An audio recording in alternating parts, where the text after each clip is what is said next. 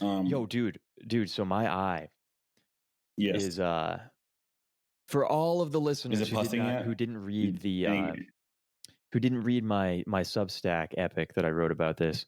Essentially, my cat had a cut on it, and I was feeling around trying to tell where like how fucked up he was, and he was kind of screaming at me a little. He didn't like me playing around with his cut. I think it probably hurt, and I was just like, "Hey, just calm down, buddy. I need to figure out how bad this is." And so he swatted me, and it was kind of like a lazy swat, like I'm trying to push you away, but he fucking caught me right in the eye, and he like shredded my mm, eyelid a little bit. And he shredded, this is something that, so I didn't realize at the time. He got a little bit more than my eyelid. He actually got my eye too. Uh, and yeah, all I of bet the, he did. because I sent you the pictures, right? And it honestly, like, it doesn't look Yeah, too it was bad. pink. Yeah, yeah, it was the shit was very but it didn't look too bad from the outside, but when you flip my eyelids inside out, then you see it and you're like, "Oh, like he really fucking got in there." Like he really dug in. So like Oof. I currently have 22 stitches total in my upper and lower eyelid and eye. And they're all really, really small stitches, right? Like this, the surgeon girl, uh, pretty good, I would say. All of the like eye surgery is a Oh, very nice. eye surgery is a very and like when I showed people at work, they were all like, "Did It's an art was this form. like robotically done?" Because they were like the sutures are literally like the exposed portion is like somewhere between like a millimeter and 2 millimeters. Like it's so fucking small, and they're all like perfectly parallel train tracks. And there's only 6 of them that you can see on the outside. Most of them are on the underside That's what. of Wait, my how many eyelid. did you get? 22. You got 22 stitches. Right. I had Jesus. 22. And so they're all and they were all done. Well, they were all except for 2 done with Vicryl 7.0 sutures, which are very small. Like they're smaller than like your eyelashes and eyebrow hairs. They're probably like on par with your head hairs. and, and she did it with her hand. She did it by hand. Yeah, this was all by hand. And so Very very, impressive. yeah, it's really, really impressive work. I learned a bunch of stuff by asking questions about the surgery because this was another one of those things that uh, I have a running track record here of having never gone under general anesthesia, and I will do everything within my power to never have that happen. Like I am very, very convinced that general anesthesia functions by disconnecting your soul from your body, and I'm also very convinced that this is why you see all of the really, really weird complications from it, right? Like you have, you'll have like extreme changes in personality. You'll have like random body parts just like not coming back. There's, and it's like, Ooh. yeah, these complications don't usually arise. They're very like outlier things. But when complications do arise from anesthetics, it's really fucking weird shit. And I would greatly prefer to never fuck with any of that. And Good to know. I'm avoiding that then. yeah, I would not make it a habit to go under. Uh, so when I was scheduling all of this, I uh, I did it through my friends and some doctor buddies that we know from some stuff, and so they hooked me up with a nice oculoplastic surgeon and got me in on the condition basically like so this happened at night, and it's typically hard to schedule like an on the fly eye surgery for the next morning. Uh, and a lot of this is because anesthesiologists are not exactly like the world's most logistically uh, beholden people. And getting them in maybe Hmm. at 6 or 5 in the morning is just not something that's ever going to happen. So the girl was like, well, like, Oh, interesting. we just don't have like the logistical capacity to like, we don't have an OR that has anesthesia running. So we can't get him in. And my friends were like, yeah, don't worry about that. He doesn't need the anesthesia. And she was like, are you sure? Like, this is kind of, and they were like, yeah, he's done this before. Like, don't worry about it. Uh, However, I went in and what I did count on was that there was going to be local anesthesia that was going on. And you Yeah, that makes sense. Oh, if there's local anesthesia, it's like Yeah, it's not I'm a huge okay. I issue. can do that. However, you can't really Yeah. do you can't really do local anesthesia in your eye. Oh shit. Right. Okay. Right. And so you can theoretically do it in your eyelid, but so your eyelid, in order to stitch the thing back together, right? So imagine your eyelid gets ripped in half and there's two seams, right? So your eyelid is Yeah. constantly in contact with your eye. Now imagine that your eyelid heals and it heals a little bit unevenly. Like one of the parts of the tear is above the other part and it forms a little bit of a crease or a Yeah. seam. Every time you blink, like 20 times a minute Oh for the rest no. of your life, you feel this seam Oh scratching fuck. against your eye. Now the other thing is Fuck not only that. That's not so only do you bad. feel the seam scratching, but it fucks up the tear film of your eye. So it's going to dry out one half, whichever half is closer down, and it's going to push the tear film off to the other side. So like there's and That's this so I fucking and I learned bad. this because I was asking my friends basically, like, I saw the injury, I sent them the pictures, and I was like, guys, can I just like not go in for this? Like, I really don't want to have to deal with like driving and scheduling. So it's just like all of this is a pain in the ass. It hurts, but it's not like it'll be fine, right? And they were like, Lucas, hold on, let me explain to you what's gonna happen if you let this thing heal naturally. And then they told me that, and I was like, motherfucker, okay. So we actually do have to go in and get this thing Yeah. fixed up. And so I go in and all right. So for fixing the eyelid, you can't really do a ton of anesthesia because when you pump anesthesia into something, you pump the numbing agent in. In this case, she was using lidocaine mixed with something that was longer acting, uh, but it has volume. So you're pumping your eyelid full of something that puffs it up, right? And that puffing it up makes it harder to understand like what's going on, right? Like you're trying to very precisely align these two parts, and it's not like a normal cut where you can kind of be a little bit off and it doesn't really fucking matter that much. They have to be like micron level aligned. So making it more difficult by injecting a bunch of fluid in there in a place where you don't necessarily like it's Oh not yeah, that makes sense. uniformly Yeah. inflating There's some everything. swelling. There's Yeah, you're swelling and you're then basically introducing swelling into the whole equation that makes it a lot more difficult to figure out how oh, to I line never this shit considered up. that. And so she was like, we can kind of do like a little bit in this one quadrant, but like the other three, we can't really. And I'm just gonna say sorry in advance because like Sorry in yeah, I mean advance. she was like it really hurts bad to get numbed even in your eye because like your Yeah. your eyelids are really fucking sensitive and your eyes are even more so. And uh it's going to be really rough So for you you. did you just like hard body it and just fucking Yeah. just tank it? Well, so And you they had to they feel every they bit of did it? so they had a numbing gel that they put on my eye, which was like a super but it's like you know how the numbing gels work? Like it's like 2 Yeah, they layers never of do like shit. yeah, or like mild relief. And they did one shot into one of the quadrants of my lower eyelid, which was like it helped. I definitely like when she was putting the suture through one side, uh it would be like, "Oh, okay, that doesn't feel too," and then she would go into the side that had no nut, and I was like, "Oh, fuck. This is Yeah. this is a little bit fucking rough." Uh, and Yeah, that's kind of so the pain impressive the though. pain was at, like, not a great level, but the main thing that makes it uncomfortable is like think about what happens when something approaches your eye, right? You have like 8 involuntary responses that all go off at once, like telling you to simultaneously like blink, your eyes start watering, you pull your head back, you Yeah. turn your head away, you duck out of the way. Like all of this shit happens without you thinking.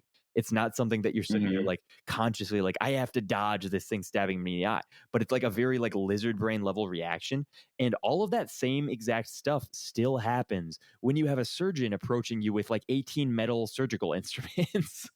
Oh my fucking But god. you This sounds like my worst but you nightmare. you can't do Oh anything fuck. about it because if you move and it's a so they have like a suture going through your eye or some shit, right? So you like if you move, it's like, am I? It's gonna like fucking like rip a chunk out of my eye. Like I have to hold very fucking still. But you're crying so much because it's trying to like get this shit out Yeah, of I was there. trying to get it out. So they're like constantly dabbing your eye with like a gauze thing, which like just gauze on your eye is just an This uncomfortable feels like feeling shit, on yeah. top of all of this other shit going on.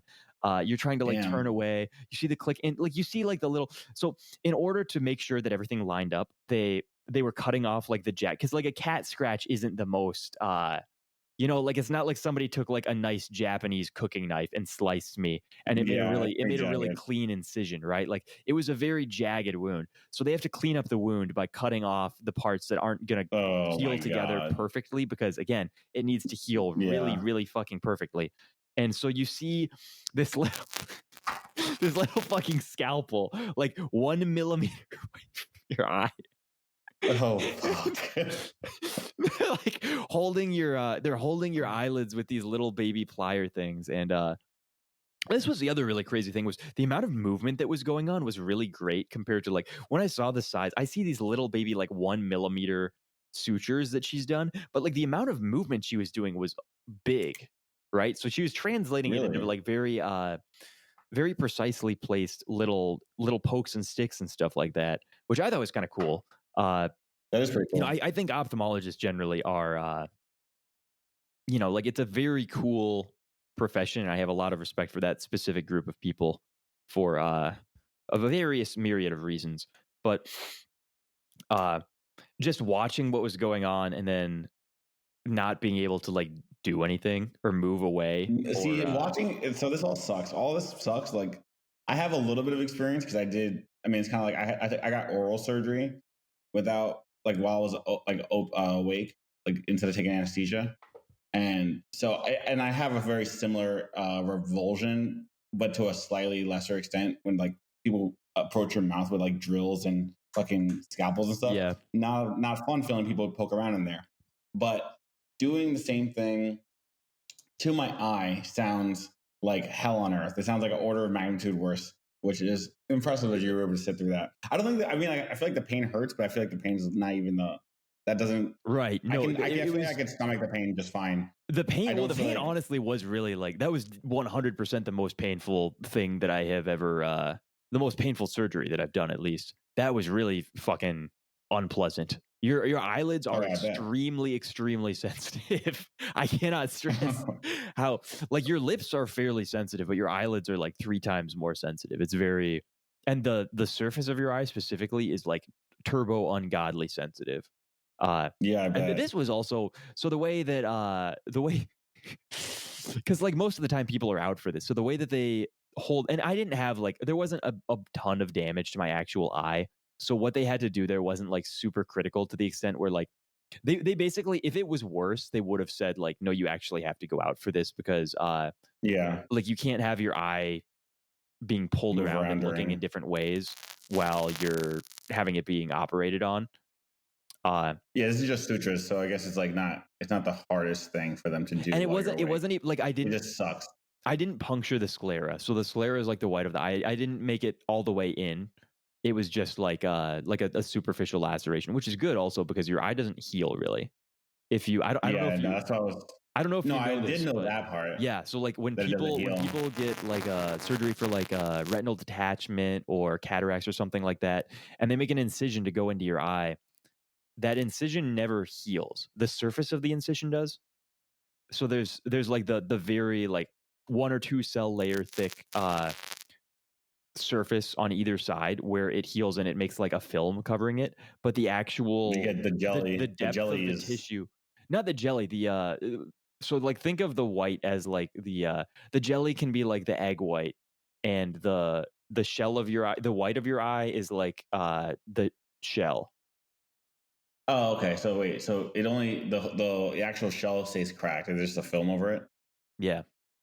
And I it's the always thought there same was like thing. the This jelly is the same doesn't. thing with LASIK, by Uh, the way. So when they cut up a flap of your cornea so that they can take the laser and destroy the corneal tissue underneath to remodel your lens, uh, that lens does not fully heal again.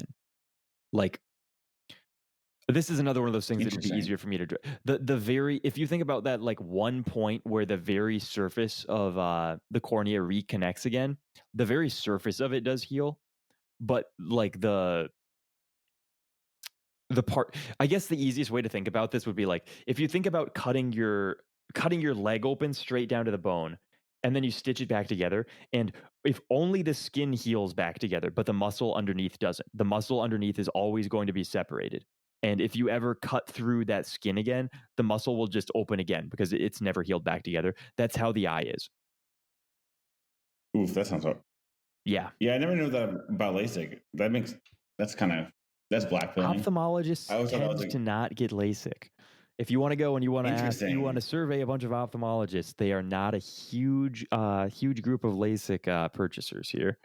And Interesting. yeah, That's yeah, yeah, no one definitely. tells you So, that. well, the uh, the rationale behind it, whenever I've asked like large groups of them, the general response that I get from these people is like, uh, well, it's a 2-minute surgery that you can charge people 5K for. So it's like Oh it's yeah, you gotta pushed do it. because it's like Just stop it. and it's extremely easy.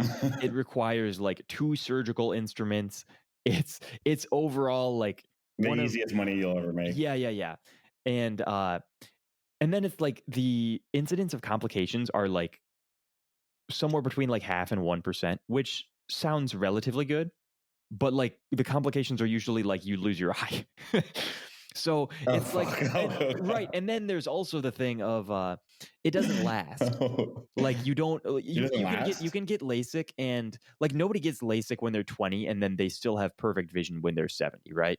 Like they get LASIK when they're Wait, 20 and seriously? then by like 40 they need some sort of additional sight aid. Yeah.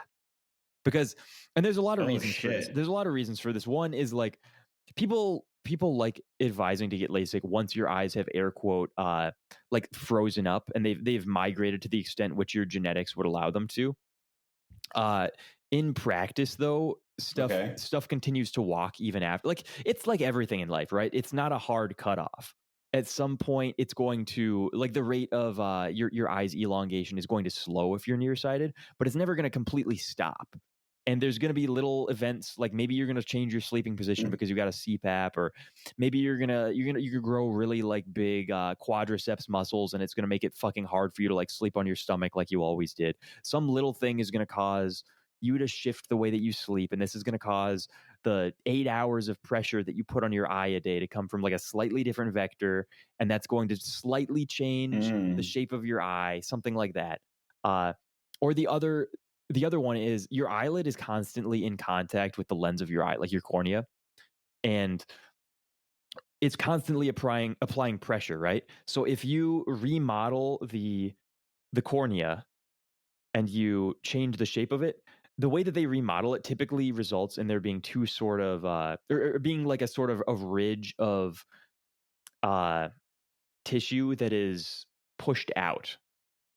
And eyelids are very smooth Okay. and they apply or they apply pressure smoothly, and they don't like outcrops in your eye. So they push back on those more Oh, than so they they would other parts, right? So like and your yeah. eyelids gradually remodel your cornea. This is part of the reason why people who wear their contacts while they sleep all the time, or people who would do this with like plastic contacts especially, wound up with like weird like even if they didn't get like a Eye bacterial damage. infection in their eye, you can literally like remodel your cornea by putting you're putting volume in between the lens of your eye and your eyelid. So it's like you're clamping something there with it's a very Yeah, that light sounds force, horrible. obviously. Like it's not like we have like millions of pounds of pressure being exerted by your eyelid, but there is pressure there, and your cornea isn't like the world's most resistant tissue, so it'll change shape. Mm. Interesting. Oh, all this is like nightmare fuel. Dude, eyes I are mean, fucking I have eyes. some. Eyes are so scary, dude.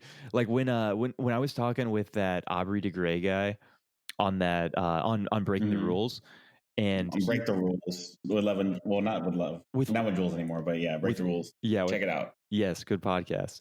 Uh, and he was basically in favor of extending your life through like preventing you from dying essentially was the main goal. And my like I'm a big quality of life guy, so I was like, well, what about like your teeth are going to wear down at some point, right? Like it's accepted that you experience about 1 millimeter per decade of dental wear as like a norm. Obviously there's going to be people who have more or less than that, but that's just like the baseline of average. So at some point, like let's say you live 200 years, you're out of teeth now. What do you do? And like dental implants, you can get dental implants, but like your jawbone literally erodes, right? Are you aware of what goes on there? Yeah, see, this is the part they always forget. Oh, Yeah. I mean, I am because I have I like grind my teeth, but not when I'm sleeping. Funny enough, apparently it's from when I'm awake. Because I used to Huh. do the night guard and it would always fall out, which means I sleep with my mouth open. So that means all my teeth wear from grinding is from me just like clenching my jaw while I'm awake, That's which is wild. like kind of funny. Yeah, no, I mean, I have crazed lines Yeah, across a ton of my I teeth didn't from realize I did grinding that. too. This was part of the reason why I had the frenectomy, was because I assumed that that was causing me Like, is it? to Well, I grind in don't my sleep. grind. I clench my jaw is what it is. I'm not like grinding. I'm just clenching my jaw, and I guess that over time is essentially the same thing. Yeah, oof. But yeah, anyway, fucking yeah, no, that's quality of life. I mean, like I always feel like that's the thing with like the transhumanist types. Is like, I mean, I guess their thing is like, oh, anything that can be fixed will eventually be fixed anyway. But or like there's like really fantastical things about like Well, there's always replacing like every cell with your it body was a with very like hand a waving attitude that he synthetic had. cell. But it's like, It was basically like, oh well, yeah, but I it was like implants are good enough, and it's like, well, I mean, not for me personally, because like you can get an implant and it still functions as a tooth, but again, like you literally experience like jawbone decay, like like they don't have a you they're bug lose men. jawbone They don't really volume. care for Yeah, no, and yeah, this is where it always comes down to, right? Is people who have never in their life experienced a state of like extreme health don't really value it. So they're like, yeah, it's fine if I'm like yeah, sort of broken. Like I'm falling at least apart, I'm but I'm alive. alive. Yeah, Yeah. Yeah, and I was like, well, like but he got a little mad too. no, Like he didn't like lash out or anything, but you could tell he was very annoyed and he was like, I don't understand why this is always what people ask about when you talk about longevity is why are they always asking about these other like quality of life things? Like why wouldn't you want to just not like how die? do you Like not I ask think about that? yeah, and I was like, well, I think the people are asking about this all the time because that's like It's like a something really important question. You right, like fucking that's something that slut. most people care about is what's the point of living to Yeah, be it's like 200 years if every part of my body is replaced with something that is functionally inferior, right? Like if I'm 200 years old and all of my yeah, teeth are right cuz it's not and there's always like second order effects that always like get dismissed, right? Like, I'm sure you've seen the studies on what happens to your brain volume and your brain interaction and interconnectedness when you've removed all of your teeth, right? Like it fucks it yeah, up, yeah. right? No, I Like, haven't seen the studies, but I'm sure it sucks. Yeah, yeah, like you experience legitimate like loss of gray matter volume when you do not have your teeth anymore. And that's a very easy, obvious, observable thing. There's doubtlessly like other things that you can't see. And I mean, I think the holy grail of the teeth shit is going to be like at some point we have to grow it back, right? Like we just have to learn to grow it back. yeah. We can't keep trying to replace it with I like mean, it's still progressively better skeletal. It's ceramics and stuff skeletal like that. tissue. And it has to be like a stem It cell is. thing It is because you tissue. can't Yeah. like teeth need like a 10-year gestation period. It's a really complicated process Yeah. to just like outright replace them. And it's the same thing with eyes too, right? Like you have a lens in your eye that gets pulled around by your ocular muscles so that you can focus on things close or far away, right? And as you age, this lens oxidizes. Seed oil people will tell you that the rate of oxidation or even the oxidation period uh, is exclusively because of seed oils. And if you don't do this, then it won't happen. I don't know. Maybe they're right. Maybe they're wrong. Uh, but it is something that happens. And when this lens stiffens I don't up, know about that. you lose your ability to focus on things anymore, right? So what people have done is they've created a synthetic lens that you can put into your eye. Now, obviously, the trade off then is you have to enter your eye, which, as I just told you, once you enter your eye, there's a permanent hole in your eye. And it's Yes. maybe it does heal up enough that your eye isn't like constantly leaking. But if you experience an eye impact or something like that, you're at a Oh, much fucking A. If you get in like a car right. accident, Here's the thing: you're at a much higher risk of injury for that than if you hadn't. it fucking And pops like a fucking gusher. and this same thing is true of LASIK in a Like a different way. Capri So Sun. you know that flap that they cut up to get to the Yeah. corneal tissue underneath. That flap, if you have an eye Yeah. injury, can be knocked loose. So you Oof. can be like And you just in a have a bar flap on your fight eye. and you'll have like a flap of your corneal skin that will like flip over. Oh my I god! know.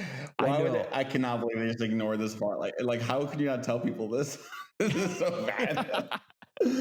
Oh well, I'm never getting LASIK. I'm glad that my eyes are good. This is the That's the problem. one This thing is I'm the really this is grateful the for. problem that I I might keep have running into vascular. with basically every surgery is like with every elective surgery is like They suck. It's like, right, yeah, and it's like everything is like a like when you get into the position with surgery where it's like okay, you either get this surgery and do this or you die, then your calculus gets a lot easier. But when it's like okay, do you want to do this because it like might make you look sexier and you won't have to wear glasses and like think about how convenient it's going to be. And it's like, okay, by the way, there's a 1% chance that you'll never see again. you have no eyes anymore. Yeah, yeah, and there's So you're at yeah, a you have to perpetually roll increased 100 risk of dice. having like an eye flap that pops up and all of this other stuff. Like people would maybe make a different It's like decision. all right. There's like a 1 in 100 chance that you lose your eye, but also I've done 99 surgeries today, so 99 2-minute surgeries today. So take Yeah. take a number. And this is one of those Fuck, that things where sucks, like dude. like the rate of complication obviously it's not if you go to a very good doctor, the rate of complication is effectively going to be zero. And if you go to a very bad doctor, the rate of complication is going to be like 10%, right? Like it's very much so an average. Yeah. You can have and this is why the American like this is what Delicious Tacos was saying a little bit too about like just pay for the extra medical insurance because like there's effectively no point in having the middle tier of health insurance. You have to have the best health Yeah, it's insurance, true. right? Like if I couldn't like if I didn't have the connections to go find a specifically like very good oculoplastic surgeon who could see me the next day and deal with this very specific thing, what I would have had to do would be go to the ER. Well, not like what I would have had to, like I what the average person with Yeah, either no insurance or shitty insurance would have had to do would be go to the ER and they would be dicked around for about 3 days during which their injury would be healing and scarring over. So the edges would be like curling in on themselves and stuff. Fuck. And this doesn't really like basically what this means is that when they inevitably go to the shitty surgeon who their insurance is going to pay for, that he's going to put like one stitch in this shit. He's not going to clean up the wound, so it's going to have that scar tissue that's going into it, and that the scar tissue is going to be rounded over, so the edges aren't going to meet up cleanly. And there's going to be a seam in this, and there's going to be like a notch in both of the eyelids, and there's going to be like one suture in either of the eyelids, just because that was the fastest and cheapest thing to do, right? And that's going to suck because that's going to be functionally like a very like one minor step above just letting it heal naturally. Except now you've like been dicked around for 3 days. This is why most doctors kind of yeah, and that's just like there's nothing else that's gonna that can be expected to happen because when you have a surgeon like these surgeons who are paid out for like the general medical insurance, they just do whatever is the fastest, and the fastest is never involves cleaning up the wound, right? And when I say cleaning up, I don't mean like sanitizing. I mean like making things fit back like together, up, like aesthetically, picture perfect. They just don't care about that shit. They care about getting it back in a functional sense that is going to prevent them from being hit with a liability suit. Yeah, that's so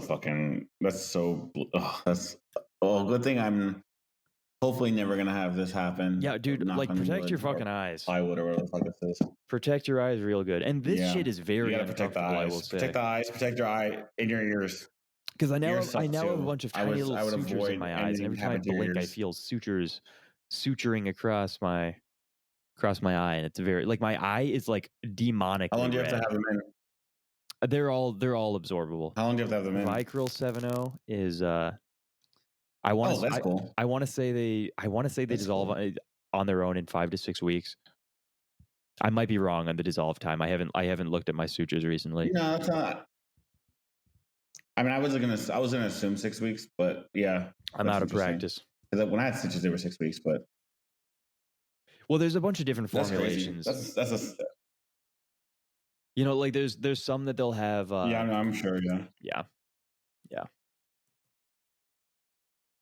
The sutures are basically invisible, though. Like I literally have to look with a magnifying glass to see the sutures. Yeah, no. Now that I think about it, I guess I think I had a dissolvable ones in my mouth. Because I don't remember. I don't think I went to go get them removed at any point. Yeah, they like dissolvable ones for oral surgery. I don't remember. Yeah.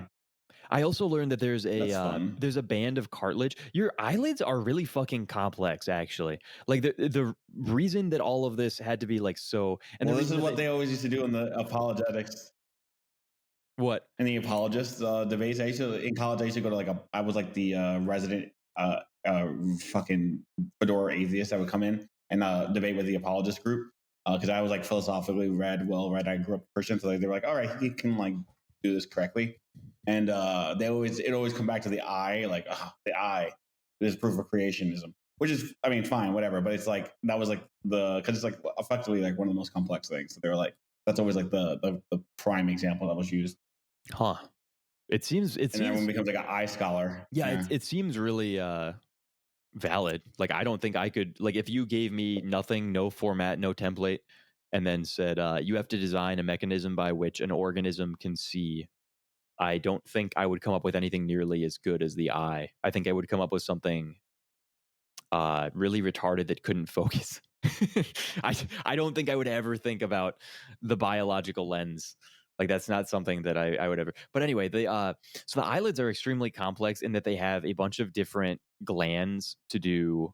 You know, like the big one is they have the duct to drain your tears out on the inside, like Yeah. on the side that's like if you flip your eyelid over, you can see there's a little hole uh, at the top on either the Yes. top or I've the always bottom. wondered about that. Yeah, and I think it's called the punctum. And again, I'm very out of practice on all the medical terms here, uh, but they have a little sac running along the top where that so like my ducts got ripped and shit, right? So like you're Oof. not just reconnecting like the halves of the eyelid that like touch you. You're also reconnecting all of the weird ducting, and they have other like they have what are they? There's something on the inner surface of your eye. I'm totally spacing on it, but they secrete various things that your eye needs. And there's like It's the turkey baster. Yeah. yeah, there's The thousands of these seasoning. little glands and nodes and stuff that are connected, and there's also a band of cartilage in all of your eyelids called the tarsus. It's bigger and taller in your upper eyelids than in your lower eyelids, but it's effectively something that gives your eyelids the form. Like if you think about any other part of your body, like if your eyelids didn't have some sort of like a backbone giving them shape, they would kind of be floppy, right? Like Yeah, they that's a wouldn't good point. stick to your eye. So the way that they form fit to your eye is because they have this cartilage that ties up kind of in up by where your temple is at. Not quite as far back, Oh. but it's closer to the corner of your eye than your temple. But it's this. Yeah, is that the thing you can flex when you're like flexing, doing the rock thing? Is it that feeling? I don't It kind of think so. flexes when you Well, I don't know when actually. I don't know what the rock if thing I is. pull the sides of my no, if you like pull the edges of your eyebrows up, like you can kind of feel tension in the corner of your eyelid. Hmm. But maybe that's just me. Anyway, I could Maybe just I don't know be. that could be muscles too. I I just have. don't. It I could don't just be know. muscles, Like probably. all of this was stuff that I have figured out in the last 2 days. I have very little pre-existing eyelid knowledge. It was mostly eye-based stuff. But so there's this cartilage band which mine got slashed to all fuck, and you know cartilage doesn't heal, right? So they're gonna put the sutures in there, and this is what they use the bigger sutures for. They used Vicryl 6.0 for these, and it it will form like a layer of scar tissue over the two layers of cartilage as long as you get it lined up as fine. There's I'm also spacing on what the medical term is, but there's effectively a medical term for a coincident alignment of tissues where Hmm. and then they'll scar over and it will be functionally as if it was still connected even though it's not connected anymore, which is very sad to me, right? Like I'm very Yeah, you have like separated eyelids I now. have yeah, right, I have such autism over like any part of my body that is like unhealable being like permanently damaged. I'm literally going to be sitting there when I'm like 42 years old. I'm going to like have a nightmare one day. I'm going to like wake up, ah, my eyelids are detached. Like fuck. ah, it's over. Uh but this band, the tarsus. So you know when old people sometimes they have their eyelids droop away from their eye. Yes. This is because the tarsus becomes detached from the point in your skull where it ties in. It basically like Oh. it's a nice like strap up at your eyelid, but as it goes back, it gets finer and finer and finer, and it can either like stretch Oh, out so it just snaps. or it can become yeah, it can kind of get pulled out of the little place where it sits in, and so your eyelid loses its ability to hug your eye, and you can fix it, Wait a second. but So does my eyelid droop, I guess, because I was sleeping on my face? Like, am I stretching the cartilage until it I like don't one of my think eyes cartilage is droops more super than the other? stretchy, so I wouldn't. No, no, no, like the band thing. Like, because like one of my eyelids droops more than the other, right? So is it because I was sleeping on my face and I like kind of like pulled it It until it could like be. got like fucking loose? Damn, I should have It could listened to my also mom. just She be that always one said of don't them listen. naturally inserts at a lower point. Like maybe nothing changed, right? Oh, Maybe it never changed over time, and maybe you just naturally have because like people have like functional asymmetries like that all the time. It could just be that maybe your eyelid inserts at a slightly lower place. damn it! I'm fucking. I'm gonna look smash. I know you just told me about no elective surgery, but get this one's unacceptable. Look up We got to switch do you know the. what the Bimax surgery is? That's a No. That's a portmanteau of like I want to say like it's a bilateral maxillary surgery, bilateral mass. Oh, okay, Yeah, yeah. but effectively it's double jaw surgery. That's the one that like if I were to get one facial one in-cell looks maxing surgery, Bimax would definitely do it You because have a big jaw. right, I but need the double max surgery. no. So here's the thing, though. Basically, all of my facial defects come down to mandible alignment, and it's not like a huge issue that's like turbo nerfing me. But like most people have their defects spread out over a bunch of different things. So like in order to fix the average person's defect, maybe you need to do like a genioplasty, and you need to give them like a jaw implant, like all of this. Like a nose job, shit like that. Basically, all of mine can be fixed with this one surgery, but it is the single most invasive, horrifying surgery of all time because you go in and you have to break both your upper and lower jaws and then reset them and then hope that neither of them ever moves again. Oof. Okay, that sounds But horrible. like if you see And you're if you see people who get it, because jaw surgery isn't like a like that's what like most of that's these what the surgeries. K-pop people do. Yeah, I mean All the K-pop stars do most it. of the things that women do like superficially as like elective surgeries kind of make them look like retarded a lot of the time because they're not like approaching the looks maxing from like a high level understanding of like facial congruence. They're mostly just saying like, "Oh, Kim Kardashian Hmm. has like fat ass lips. I want fat ass lips." And so they pump their shit up. Hmm. Uh, but like the incel looks max guys really they really fucking dig into this shit. And so if you look at like most of the people who or it's just like people who have function like people who have a really fucked up like overbite or underbite or something wind up getting the jaw surgeries to fix that. Oh And yeah, I'm looking at pictures right now. It actually does do a good job. right. This is a drastic And improvement. Holy it's never shit! I something that see. Okay, you look at this and you're like, "Oh, they clearly have surgery." It's like everything looks very natural and they look really fucking good. this is like actually I cannot. I don't see a single instance here that looks like bad. No. It's like yeah, I see why you got it, and also It's I'm literally like a glad 100% improvement rate. it And makes your face look correct. maybe it doesn't ever make them look like god tier, but like it's always No, better. but it like fixes their Yeah, yeah. like It it like makes them fixes the look like big a normal defects. person. Interesting. No, yeah, the Bimax. Damn, now I really want one.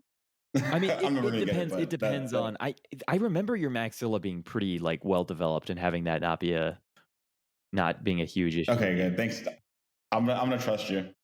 You'd have to send me some side I'm gonna profile trust you. pictures Yeah. and we can test out your maxillary But it's my. angle I and have all a that beard. stuff. Oh no, I didn't have a beard when you saw me. Correct. I was like the one time I had it shaved because I fucked up my shaving and I had to shave the whole thing off. So, oh, okay. Wait a second. So you do have a good understanding. All right, I'm trusting your judgment on the maxilla. I don't know how much like looks autisming I did. I don't know. I feel like you I have was on very heavy behavioral observation mode that whole time we were down there. I wasn't really looking at looking specifically for people's facial I trust your morphologies. intuition. I don't think you need a deep dive to.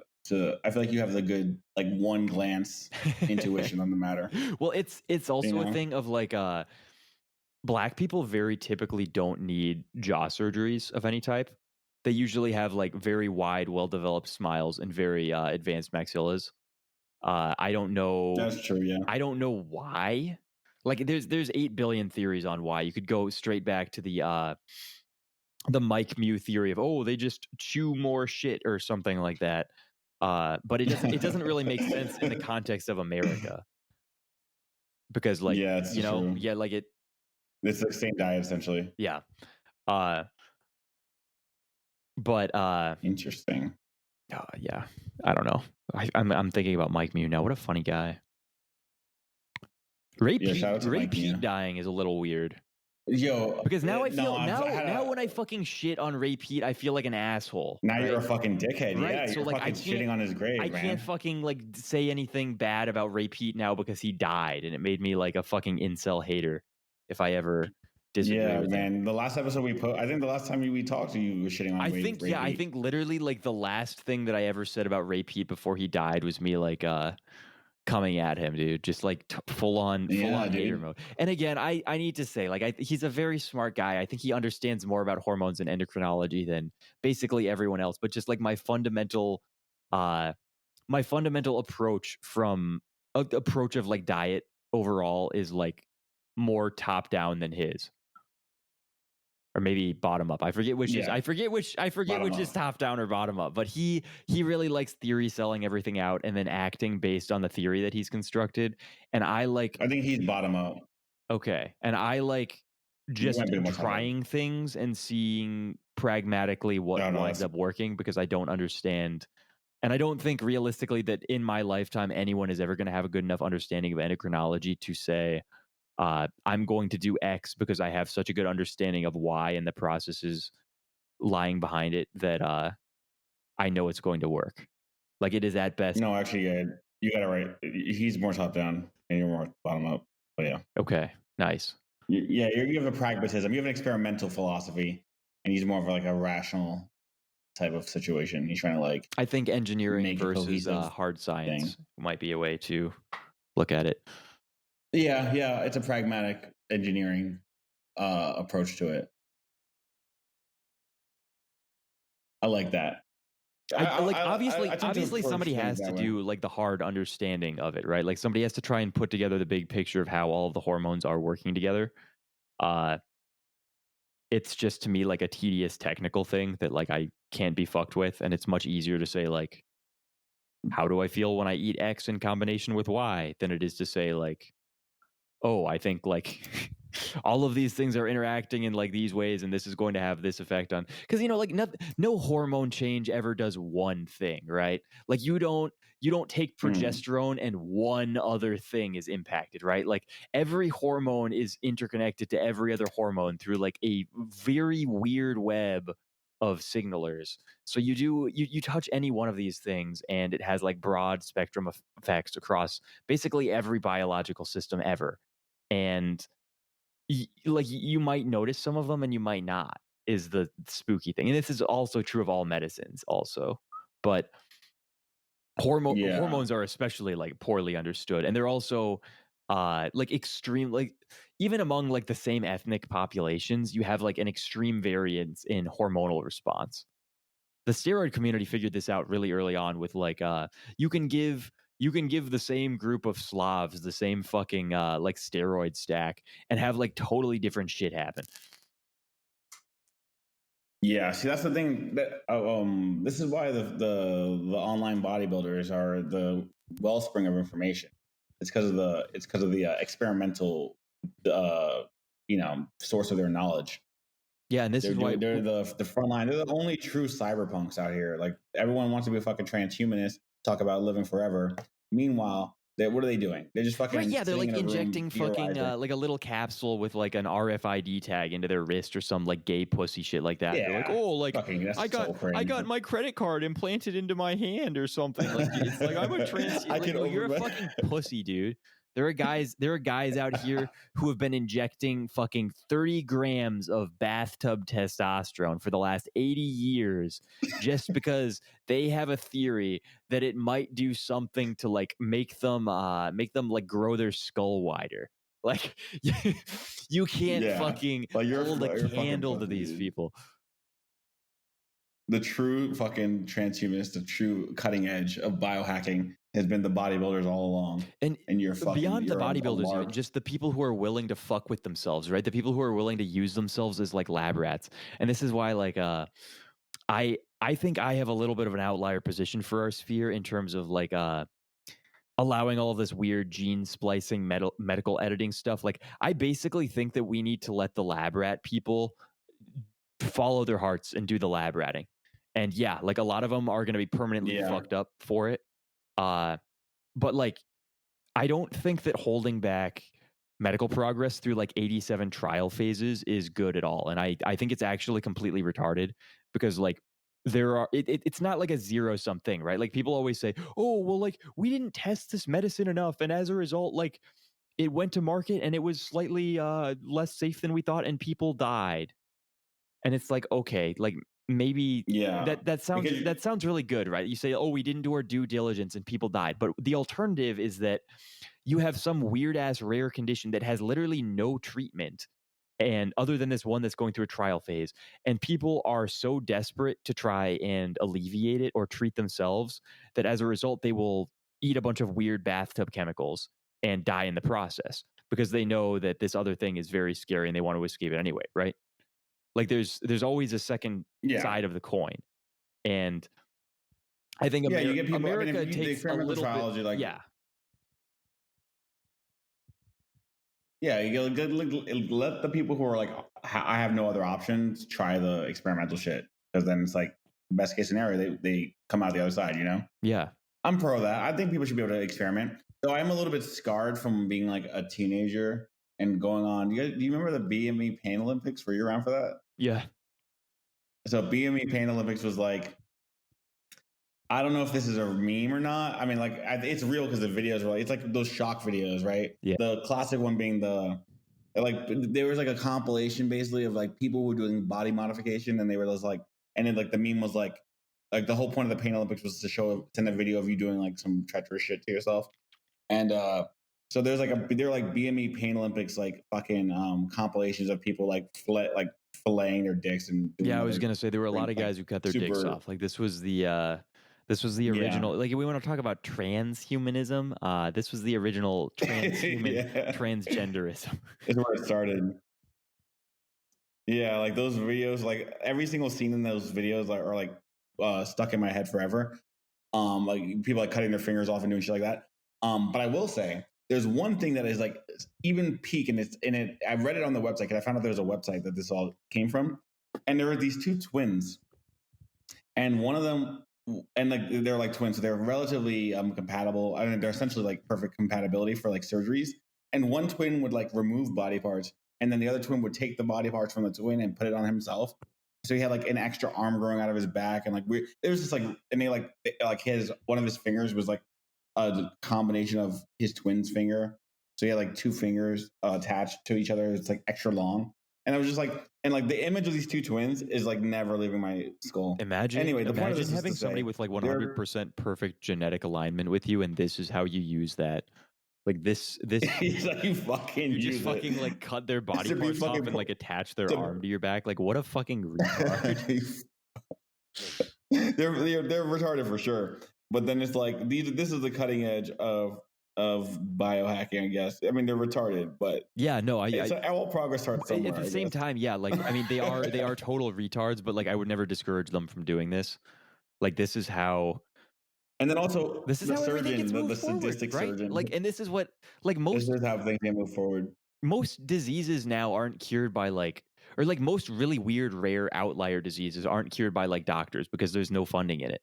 They're cured by like random computer scientists or engineers who have like a girlfriend or like a best friend who contract the condition and they're like fuck, I should try and save my friend as like a side project.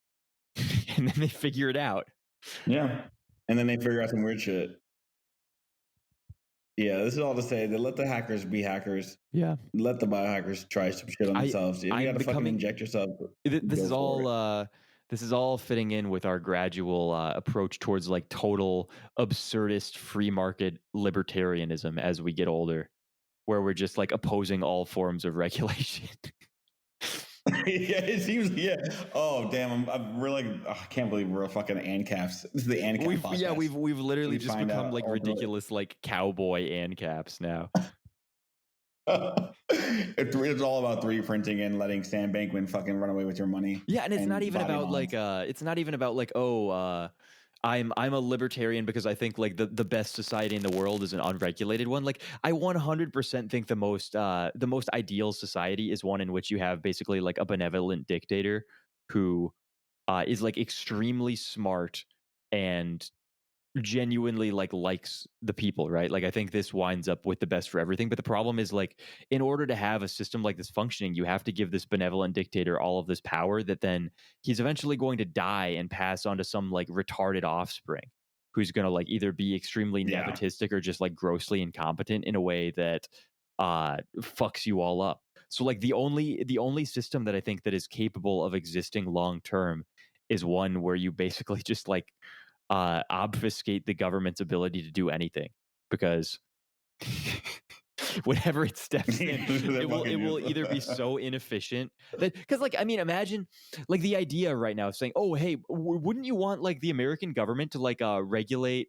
like atrazine or a bunch of other like endocrine disruptors they're dumping into like onto our food and into the water supply? And it's like I would in theory, but like the problem is like we have to have somebody who's in charge of that regulation, and at some point, if let's say he's good and he's smart now, at some point he gets replaced with either like a corrupt person or a retard. There's no other option, right? And there's a lot more Yeah, corrupt basically. retards than there are good, benevolent, smart people. So like okay, maybe he bans atrazine. Maybe the new guy comes in 20 years, though, and he says, oh, there's been new research done by the Atrazine Producers Organization of America that says actually atrazine is not only safe for you, but it's like a beneficial part of the food pyramid. And Americans should be consuming 6 grams daily. So we're putting it in your fucking bread now. Like there's just like such ungodly potential for total monstrous disaster. That's so bad. But it's like totally like I mean this is the seed oil thing, right? Like this the This is a seed oil seed thing, oil yeah. literally was like an ag byproduct, like it was an ag waste byproduct, and they were like, "Fuck, we've got to get rid of all these fucking like seed shell husks and stuff. What if we like found some way to like make money off of it?" So they like hexane extracted, and they were like, "Oh, what if we like told people this was like heart healthy, bro? Like how can we sell this? How can we sell our garbage back to the consumer base of America?" Same thing with most of the supplement industry, right? Like magnesium oxide, mining byproduct. Most of this shit is literally just like, okay, we are a production company that makes X product. In the process, we produce X or Y, Z, A, B, C waste products. It's a pain in the ass for us to get rid of these. It's the same thing with fluoride too. Fuck. Like all of these Yeah, I like was just about big to say it's weird fluoride. shits that get Exactly, dumped in, fluoride. it's all literally like industrial waste products that they didn't want to have to pay to dispose of. Yeah, so they just found a way to market it back to you. Them's the breaks, actually. Yeah. We just have we're just being fed literal fucking garbage and poison. Yeah, dude, look at the ingredients But it's marketed as in like organic. dog food or cat food sometime. I was going to the store and I looked at like what store-bought cat food has inside of it. It's it's literally like a 50 Look at item it. list of like industrial runoff. It was Oh my it god. was so disgusting. Yeah, just reading when you start reading fucking back the ingredients of food, it just gets really depressing. Uh, every once in a while you run into every once in a while you go to like a bodega if you're in like New York City, and you're reading like the aisles, and then you find this thing that looks like it's a piece of shit product, and it's like ingredients, like it is like one thing, and you're like, I cannot believe this is the only real thing in this fucking store. How is this piece of shit product actually real? Gotta love it. You're like, I cannot, and you gotta love it, yeah. That's what I was living off of during the pandemic when I was stuck in my apartment. Essentially, my bodega is like the only thing I can go to, and I was like, I cannot. I found like the only like because they didn't really have meat. I found like I was eating frozen burgers, but it's like the only burgers that were literally just one product is like beef. And I was like, I cannot believe this like piece of shit. You know what Like shockingly is like fucking hamburgers are the greatest consumer chain of all time for having like consistently well tested like not only is it like good organic stuff with like a low ingredient count, but it'll have like actually good ingredients in that, like you know how like all cacao powder, I want to say it has some heavy metal in it. I'm spacing which one it is. Maybe like cadmium or something. But cacao mm, powder all has, not all, mostly has some sort of contaminant that would prevent you from wanting to use it in large quantities as like a magnesium supplement. Uh but like one of the only mm, ones that doesn't is from the Kirkland brand, Costco's. And this is the case for a lot of things, right? really Like if you're trying to get real olive oil, some of the only real independently Kirkland tested to brand. be legitimate olive oil is Kirkland brand shit. Like Costco is actually just like a straight up like good company. It's insane when you say it because it seems like it's like the cheap piece of shit company, but it's like Exactly, yeah. sometimes it's just how it is. Like they're just the good one. They're the good guys. I mean, they do pay their employees well. You know, like They pay their when you're employees walking like through a full fucking Costco and you salaries. look for any item of food they have, right? It's really weird because you notice that Costco uniquely has like an organic option for everything. Yeah, true. And you're like, what the? This Yeah, is you like get a bulk. organic, literally anything. Even Imagine though going to Walmart and 50% of their shit is organic. You would be so confused. this is why you need a club membership You to need flex on the whatever the hose. $120 I love that Costco video. Like, membership is so fucking good. I have the no, I like have the remember Costco credit that card too, video and from a week I get ago. like 3 or 4% cash back on everything I buy from Costco.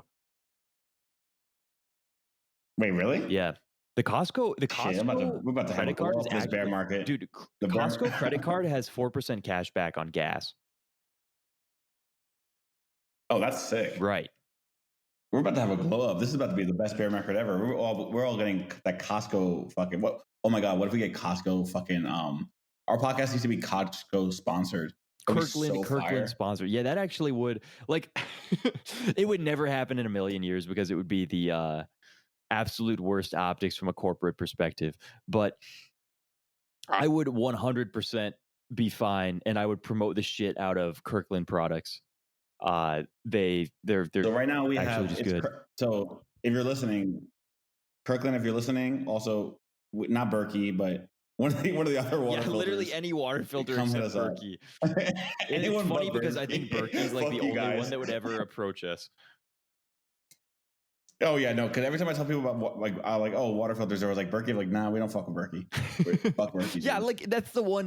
Like It's on site whenever with I go into Berkey. my tinfoil hat water filter rant, everyone brings up Berkey as like the number one. And it's literally like the Apple of water filters. Except at least Apple makes a good product. It's so yeah, they're cringe. Well, this might have to be the end though because I'm starving now. You're starving. We got We're some gonna good. have to, yeah, we did. We got. Starving. I have to Dude, eat. I think just the two of us, we generally tend to produce some pretty good podcasts here. It seems like. No, we can. We got the duo down. We can run the show solo dolo for every single time. We got to bring. The only reason guests are important, other than the fact that sometimes it's fun to switch it up, Bring the is audience like in. the cross pollination of audiences. Yeah, I agree. Yeah, but we could just do a show every time and it'd be fine in reality. Getting BAP on sometime Yeah, would be really fun. I don't know how feasible that would be. I think don't we know. could I do don't it. know how He was much. supposed I to don't be- know he how was- much he- publicly.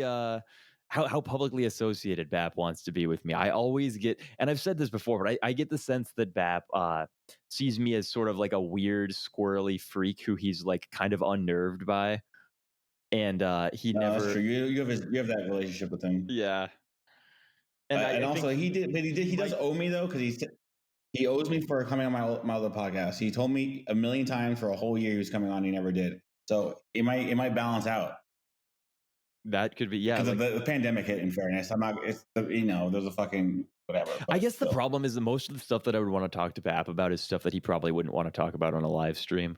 Like I mostly have sort of behind the scenes personal questions about his approach to like community building and stuff like that. Yeah. I mean, there's a lot of stuff I want to ask him about, and also like he got on like a nice history rant or something. It'd be fun. He's like very interesting. That's see, I person. like the meta of BAP. That's the part that I'm most interested in. But I have no ability, like my brain can't understand history. So whenever he starts talking about the Well, stuff I don't that know shit about history. most people like him for, or Yeah. like politics, really, like my brain can't engage with it as much.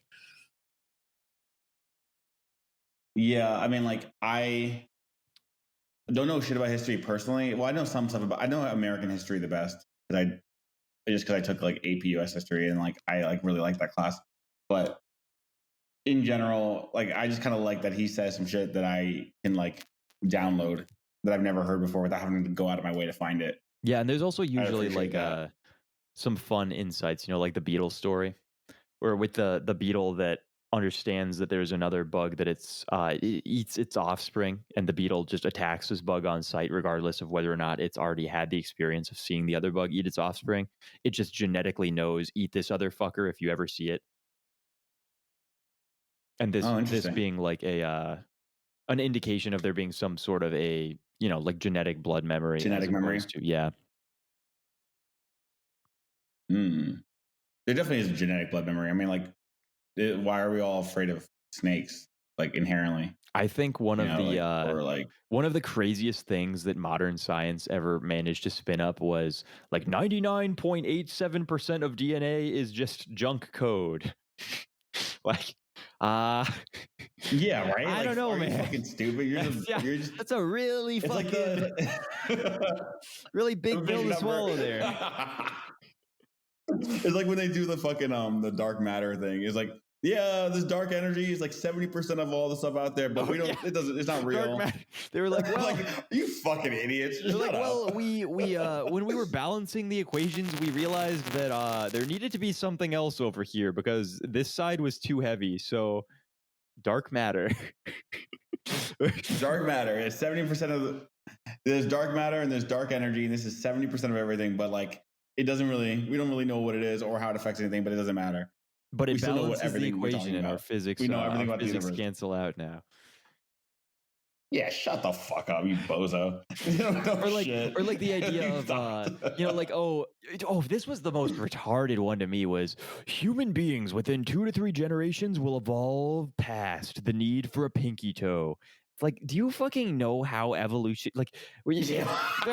we're gonna, the pinky toe is going to fall off. Like, fuck you, dude. This is so dumb. That's never happened. Bro, scientists be saying the stupidest shit, Like, honestly. imagine, like, Like, oh with yeah, a like, straight face, too. imagine like explaining the concept of like a vestigial limb to like a pop sci writer and having him just like shit himself, like something that everybody learned in like second grade.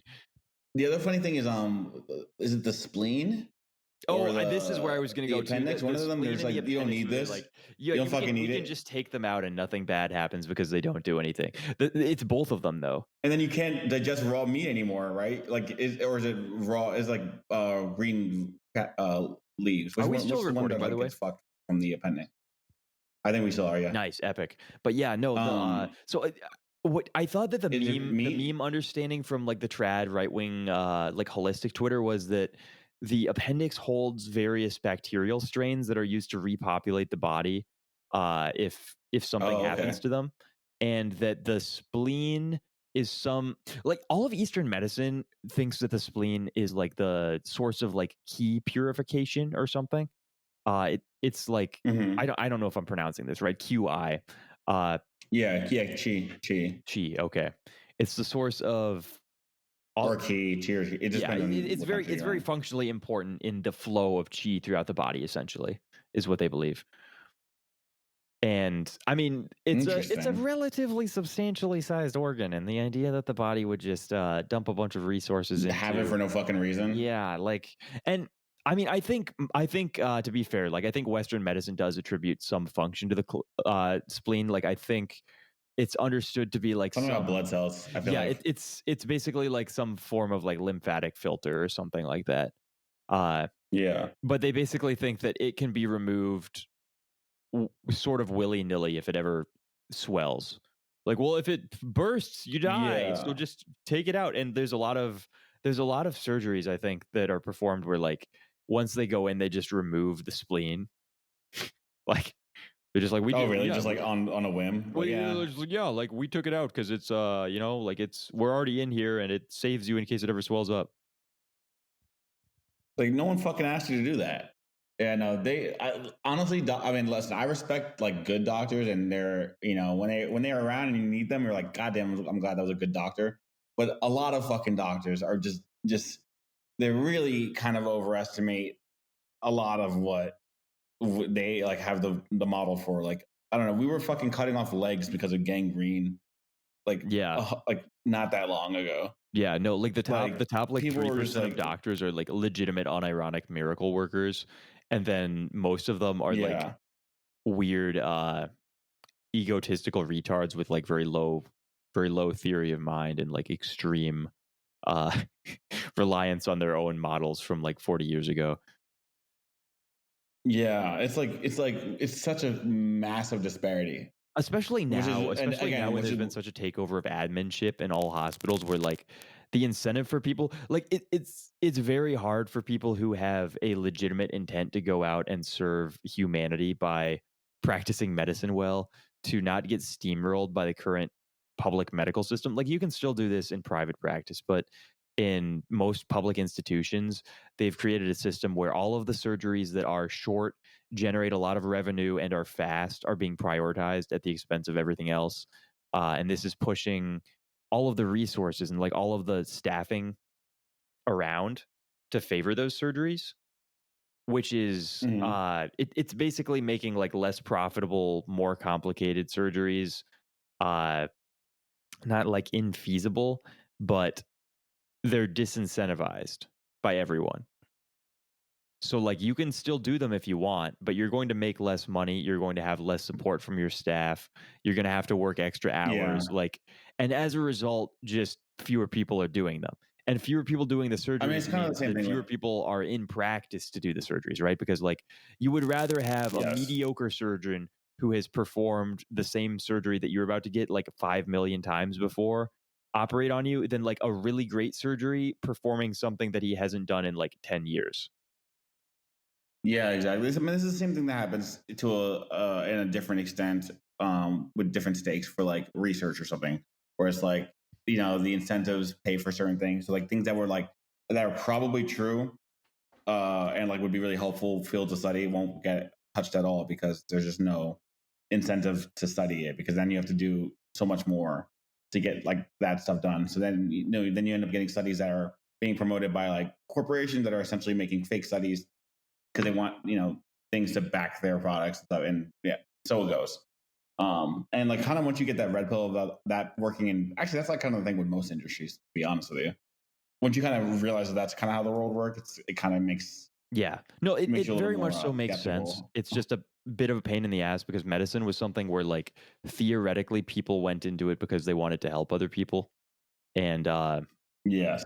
as it became, like all of the meme fields for like if you wanted to make big money, like it became, oh, go be a lawyer, oh, go be a doctor.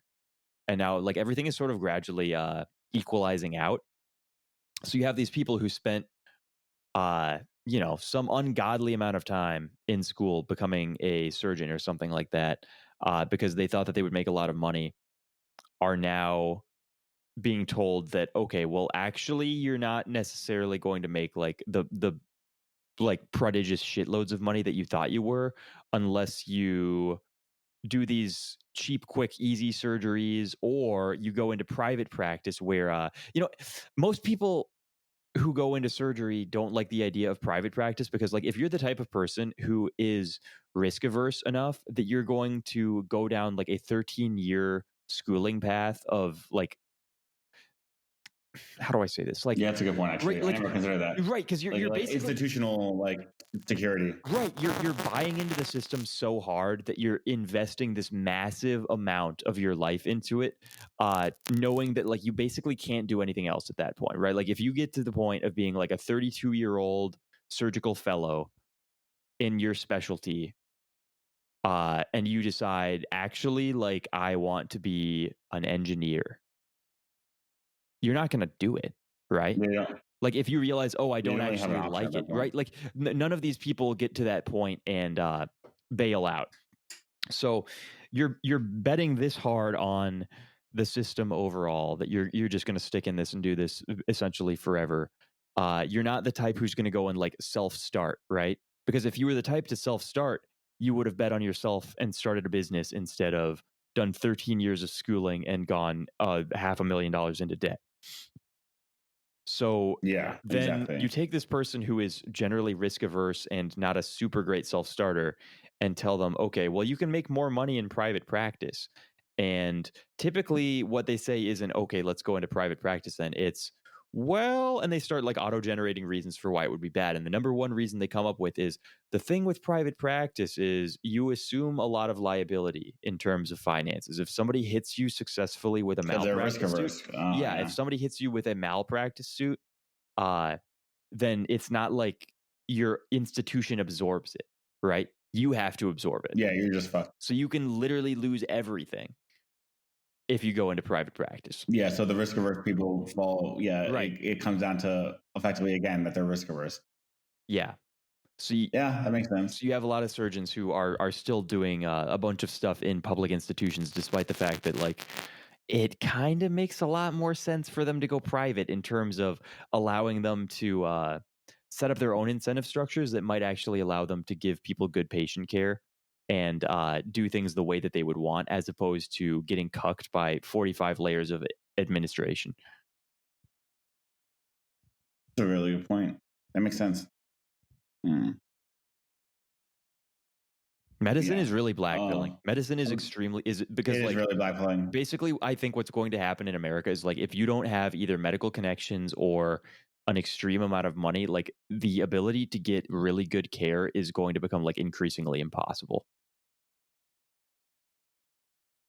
And I think Yeah, I that think was at kind of some always point it's going the to approach a point where like the whole thing kind of falls apart and then just everyone is going to get like shitty baseline care.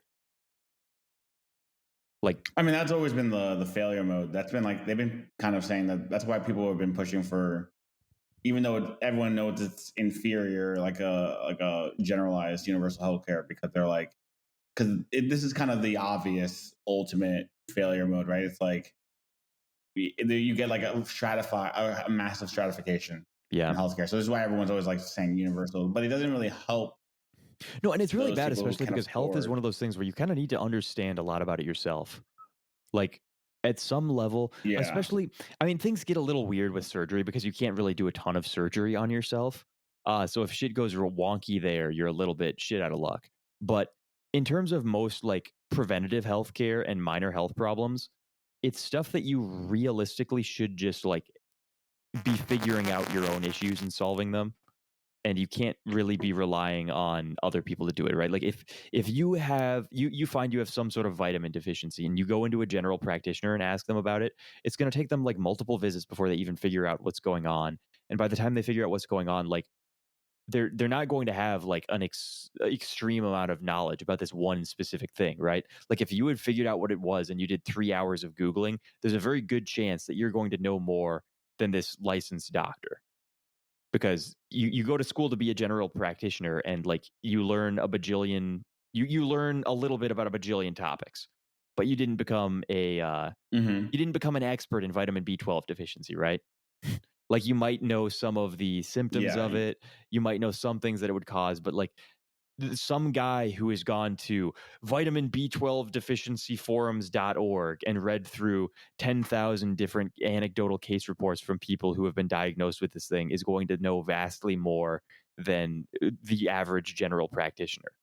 And this is how it is for like all of I these mean, this is what base level conditions. everything. Yeah. I mean, if you ever get like a weird condition, you kind of learn this from experience that like in certain case, unless you go to a special, I mean, unless you go to a specialist, typically specialists know what the fuck they're talking about. Um, but like if you go to a general practitioner about any kind of specific, not like routine medicine, you very quickly realize that they don't know what the fuck they're saying either. You're like yeah. So I don't know. This is kind of that is kind of a black hole. I mean, like you have to either A, know from like life experience, or B, know like people in the industry to know that this is kind of a thing because most people don't even have the whatever of mind to question the authority figure in this case, or like like even like or most people don't even consider to get like a second opinion, right? Everyone always Yeah. memes that like get a second opinion, but it's like actually get a second opinion.